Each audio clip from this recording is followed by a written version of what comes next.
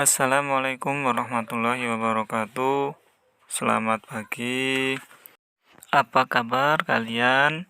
Semoga hari ini kalian sehat semua. Pada pertemuan kali ini kita akan belajar mengenai bentuk-bentuk interaksi sosial.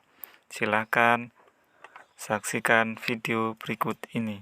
Baiklah, bentuk-bentuk interaksi sosial. Interaksi sosial dapat terjadi dimanapun dan kapanpun, serta dapat dilakukan oleh siapapun tanpa mengenal usia, status sosial, dan pendidikan. Hal ini terjadi karena manusia hidup selalu berinteraksi dengan orang lain dalam bentuk yang beraneka ragam.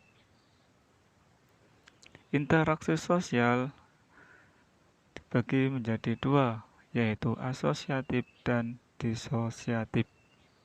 Asosiatif adalah proses yang terjadi apabila seseorang atau sekelompok orang melakukan interaksi sosial yang mengarah kepada kesatuan pandangan.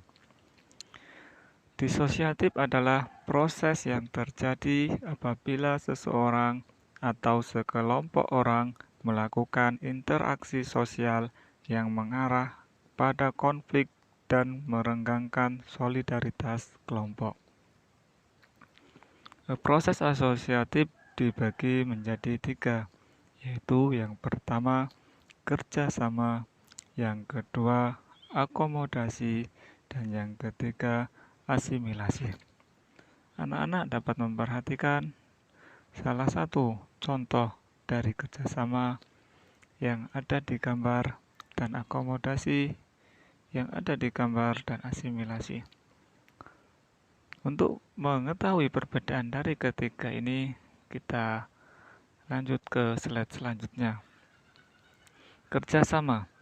Kerjasama di sini dimaksudkan sebagai suatu usaha bersama antar orang perorangan atau kelompok manusia untuk mencapai satu atau beberapa tujuan bersama.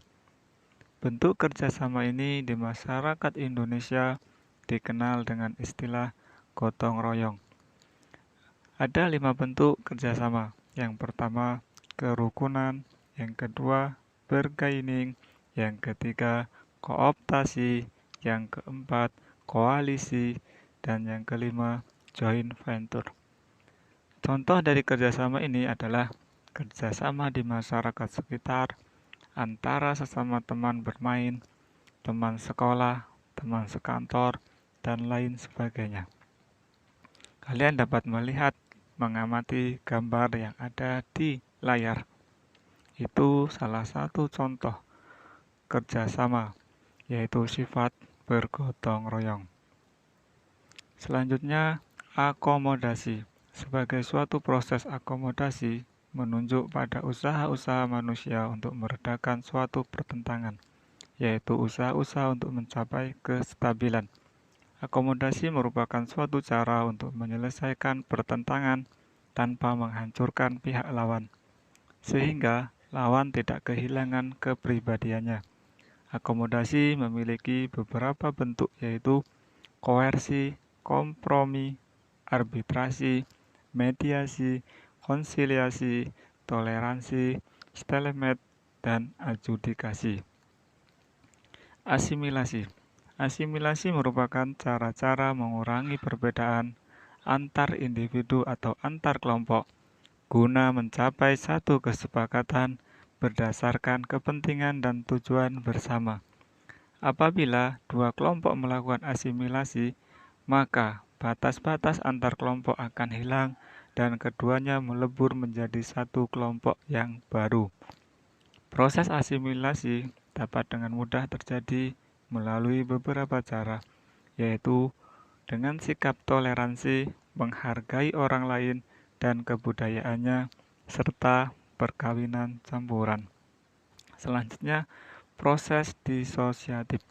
Proses disosiatif dibagi menjadi 3, yaitu yang pertama kompetisi, yang kedua kontravensi, yang ketiga pertentangan. Untuk mengetahui lebih jelasnya, kita perhatikan slide selanjutnya. Kompetisi atau persaingan. Persaingan adalah perjuangan berbagai pihak untuk mencapai tujuan tertentu. Di dalam persaingan ini ada dua jenis, yaitu persaingan yang bersifat pribadi dan persaingan kelompok. Contoh dari persaingan yang bersifat pribadi ini adalah persaingan antara dua siswa untuk menjadi ketua OSIS. Sedangkan contoh dari persaingan kelompok ini adalah persaingan antara dua kesebelasan sepak bola untuk berebut kemenangan.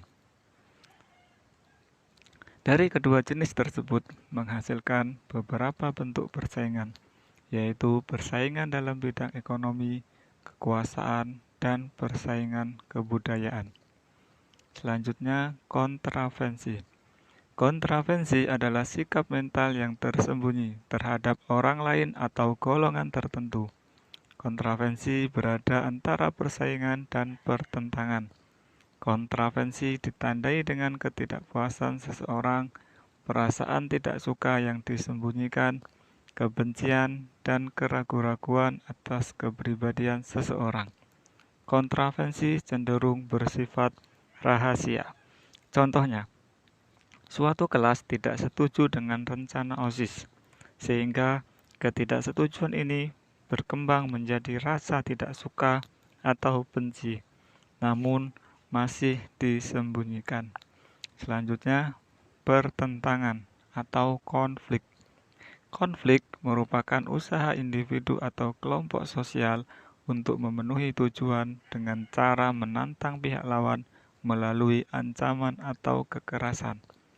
Konflik dapat terjadi akibat perbedaan antar individu, pendapat, kebudayaan, kepentingan, dan perubahan sosial. Konflik dapat mengakibatkan keretakan persatuan kelompok, kehancuran harta benda, dan jatuhnya korban manusia.